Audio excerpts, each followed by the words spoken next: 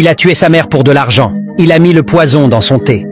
Maman Djeneba l'a bu, doucement, comme tous les matins. Elle a souri. Tu es rentré tôt aujourd'hui, mon fils. Il a répondu. Oui, maman. Tout va bien maintenant. Et elle l'a cru. Personne n'aurait imaginé ça. Pas Yannick. Pas le petit Ngolo.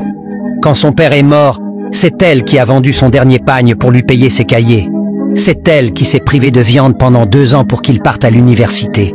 Et maintenant, il vit dans un duplex à la capitale pendant qu'elle dort dans une case sans ventilateur. Mais ce matin-là, il avait décidé. Il ne voulait plus attendre. Il avait besoin de l'acte de propriété de la maison, besoin que son nom soit le seul. La vieille refusait de signer.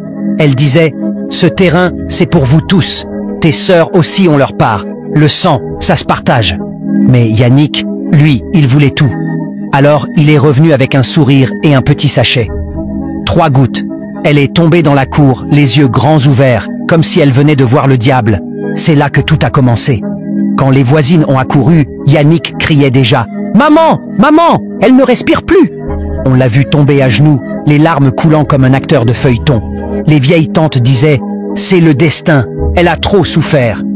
Mais la grand-mère Kadi, elle, ne disait rien. Elle le regardait, fixement. Elle savait. Le corps fut vite enterré, trop vite.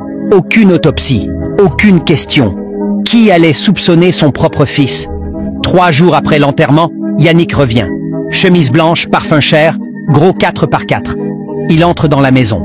Vide, froide, mais tranquille. Il trouve la boîte où sa mère gardait les papiers. Il ouvre. Les documents sont là. Il rit tardot, doucement. Mais soudain, une photo tombe. Une photo de lui, tout petit, dans les bras de sa mère. Derrière, au stylo noir, elle avait écrit « Mon fils, même si tu me trahis un jour, je prierai pour toi depuis l'au-delà. » Yannick la relit 3 fois, et c'est là que la lumière s'éteint. Sans raison. Quand elle revient, la photo a disparu.